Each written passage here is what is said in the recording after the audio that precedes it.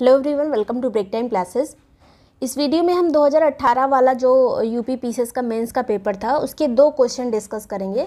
और ये मैं अपने हिसाब से मैंने टाइम लिमिट में रहकर ये क्वेश्चन लिखे हुए हैं। तो अगर आप चाहें तो इससे कुछ भी जो चीज़ें हैं उसको ले सकते हैं, अपने आंसर में इसको ऐड कर सकते हैं या फिर उसमें थोड़ा सा इम्प्रूवमेंट करके अपना आंसर तैयार कर सकते हैं। तो चलिए शुरू करेंगे। मैंने यहाँ पर कोशिश की है, ये ऐसा नहीं कहा जा सकता है कि सेम टू सेम आपको ऐसे लिखना है, आपको जहाँ पे भी अच्छा आंसर मिले उस तरह से लिखना है। तो यहाँ पे पहला जो क्वेश्चन है, वैश्विक शांति स्थापना में बौद्ध साहित्य की भूमिका का वर्णन कीजिए। बौद्ध साहित्य की भूमिका का वर्णन करना है वैश्विक शांति की स्थापना में। तो चलिए शुरू करते हैं। यहाँ पर जो पहला क्वेश्चन है इसका आंसर लिखने के लिए पहले यहाँ पर इंट्रो जो लिखना है, इस पर मैंने जो लिखा है कि बौद्ध धर्म का मूल जो है, इसका मतलब मूल क्या है, अहिंसा, दया और प्रेम है। बौद्ध धर्म का मूल अहिंसा, दया और प्रेम है, जो बौद्ध साहित्यों और संस्थाओं के माध्यम से प्राचीन काल से ही विश्व को प्रेरणा दे रहा है। जैसे हमारे यहाँ पर नालंदा और जो तक्षशिला थे वो वैश्विक स्तर पर थे और अलग अलग देश के लोग यहाँ पर आते थे शिक्षा लेने के लिए, और साहित्यों के माध्यम से ही बौद्ध धर्म जो है जगह जगह पर फैला। और उसकी जो अच्छाइयाँ हैं हर जगह पर, उसकी मतलब अहिंसा और दया का जो उसका मूल मंत्र था वो हर जगह पे जो फैला है वो साहित्यों और संस्थाओं के माध्यम से ही फैला है। ये हमने इंट्रो में ये बात कही सीधी सी, जिस तरह से क्वेश्चन दिया गया था उस तरह से। फिर यहाँ पर बौद्ध धर्म के प्रमुख साहित्य कौन कौन से हैं, तो इन साहित्यों के नाम जरूर आने चाहिए।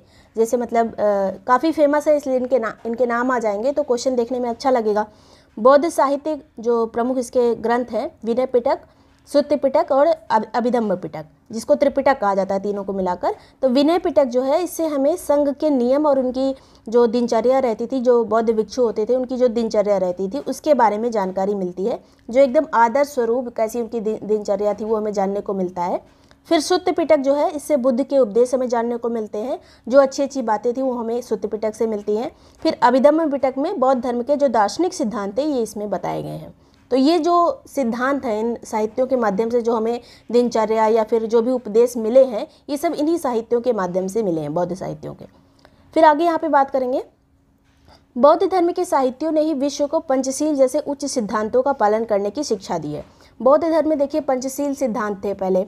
अब ये पंचशील सिद्धांत क्या थी ये भी मैंने यहाँ पर दिखा दिया है। जैसे हिंसा न करना, चोरी न करना, व्यभिचार न करना, झूठ न बोलना और नशा न करना, ये पंचशील सिद्धांत दिए थे जो कि विश्व के किसी भी देश के लिए इम्पोर्टेंट होते हैं। आगे बात करेंगे, जो अगला मेरा पैरा है वो है बौद्ध धर्म के जिन मूल्यों के प्रभाव में आकर प्राचीन काल में अशोक महान जैसे शासक ने अहिंसा का रास्ता अपना लिया। मतलब बौद्ध धर्म के ही प्रभाव से अशोक ने जो है अहिंसा का मार्ग अपनाया था, युद्ध वाली नीति छोड़ी थी। तो ये भी मैंने यहाँ पर मेंशन किया है। और उन्हीं रास्तों पर चलकर हर्षवर्धन अपनी संपत्ति का बहुत बड़ा भाग दान करता था। ये भी बौद्ध धर्म के मूल्य ही हैं जो उसको हर्षवर्धन को, अशोक को प्रेरणा देते हैं। वो मूल्य आज भी विश्व के प्रेरणा स्रोत हैं। इनकी हम अभी भी इनके उदाहरण लेते हैं। जब अच्छे काम की बात आती है, कहीं दान की बात आती है तो हम हर्षवर्धन का नाम जरूर लेते हैं। नेक्स्ट बात करेंगे, वर्तमान परिदृश्य में लोगों की लोकतांत्रिक भावना विश्व भर में निशस्त्रीकरण, जो परमाणु निशस्त्रीकरण या फिर अलग अलग जो ट्रीटीज़ बनती हैं देशों के बीच में वो हो, निशस्त्रीकरण पर जोर या फिर विषम परिस्थितियों में एक दूसरे की मदद करना आदि बौद्ध धर्म और उनके साहित्यों द्वारा प्रदत्त मूल्यों की ही झलक है। तो आप ऐसा लिख सकते हैं। ऐसे ही बौद्ध साहित्य के तत्व उसे वर्तमान विश्व के लिए महत्वपूर्ण बनाते हैं। ये 150 शब्द में लिखना था, इसलिए मैंने इसको लगभग 2 पेज में, इसको 2 पेज से थोड़ा सा कम में इसको पूरा कर दिया है। अगर आप चाहें इस पर कुछ ऐड ऑन करके या फिर कुछ एक्स्ट्रा चीज़ें डाल के इसको कर सकते हैं। मुझे उस टाइम पे जो याद आया मैंने यहाँ पे लिखा है। नेक्स्ट जो क्वेश्चन हम लेके चलेंगे, महात्मा गांधी के ऊपर है ये क्वेश्चन। तो महात्मा गांधी भारतीय राजनीति के मध्यम मार्गी दृष्टिकोण का प्रतिनिधित्व करते हैं, तर्कपूर्ण व्याख्या कीजिए। तो महात्मा गांधी को यहाँ पर साबित करना है कि इन्होंने मध्यम मार्ग अपनाया था और मध्यम मार्ग से इन्होंने सभी लोगों को मतलब अपनी तरफ आकर्षित किया था, सबका प्रतिनिधित्व किया था, एक लीडरशिप इनके अंदर थी। वो सब चीज़ें यहाँ पर दिखानी है। तो इसको मैंने यहाँ पे जो लिखा है वो यहाँ पे बताती हूँ आपको। भारतीय समाज जिस समय उदारवादियों और गर्मपंथी क्रांतिकारियों के मध्य आपसी सहमति के प्रश्न पर अड़ा रहता था, उस समय 1915 में भारतीय राजनीति में महात्मा गांधी का प्रवेश हुआ था। और उसके बाद देखिए अगला जो मैंने यहाँ पर लिखा है, और 1917 से 1947 तक का यह समय इनके द्वारा अपनाए गए मध्यम मार्गी प्रयासों और इनको जितने भी इन्होंने लगभग आंदोलन वगैरह किए थे सब में सफलता भी मिली थी। तो इनके प्रयासों और सफलताओं के कारण गांधी युग कहलाया था। तो हमने यहाँ पे इंट्रो में जो है गांधी युग की चर्चा कर दी थी। और गांधी युग अगर किसी चीज़ को, किसी टाइम पीरियड को कहा जा रहा है, मतलब उस व्यक्ति का उस एरा में कितना प्रभाव होगा, ये इससे जानने को मिलता है।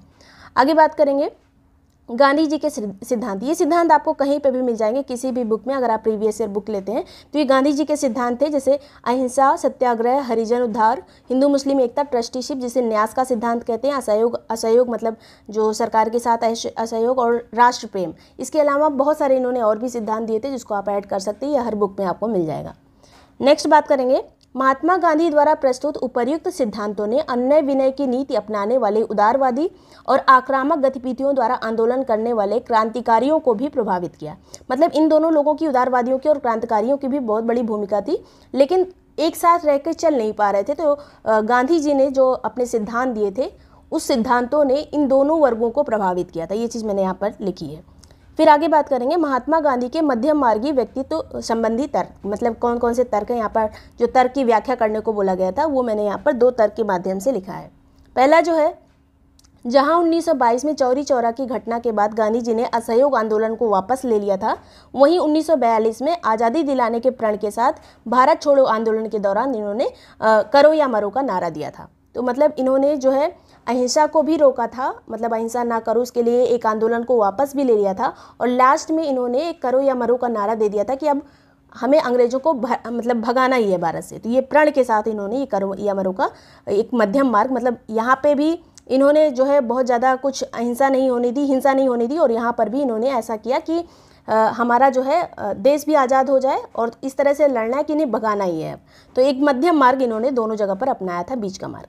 नेक्स्ट बात करेंगे, जहां पूंजीवादी समूह संपत्ति पर व्यक्ति विशेष के अधिकार को सही मानते थे और समाजवादी संपत्ति को सामाजिक मानते हैं, तो वहीं पे गांधी जी ने ट्रस्टीशिप या फिर न्यास का सिद्धांत दिया। और यहाँ पे आपको ये भी बताना होगा कि न्यास का सिद्धांत या फिर ट्रस्टीशिप का सिद्धांत क्या है। तो इसके मतलब मेन चीज़ यही है कि ट्रस्टीशिप का सिद्धांत जो है एकदम मध्यम मार्गी है, जिसमें इसके तहत कहा गया है कि मालिक जो है कंपनी को अपनी संपत्ति न समझे और मजदूर की उन्नति के साथ साथ ही कंपनी की उन्नति हो।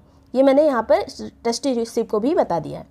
फिर उपर्युक्त मध्यम मार्गी विचारों और उनके सिद्धांतों के आधार पर ही तत्कालीन समाज का हर तबका गांधी जी को सम्मान और आदर की दृष्टि से देखता था। यहाँ पर नज़र मैंने लिख दिया, दृष्टि यहाँ पर होगा तब ज़्यादा अच्छा लगेगा।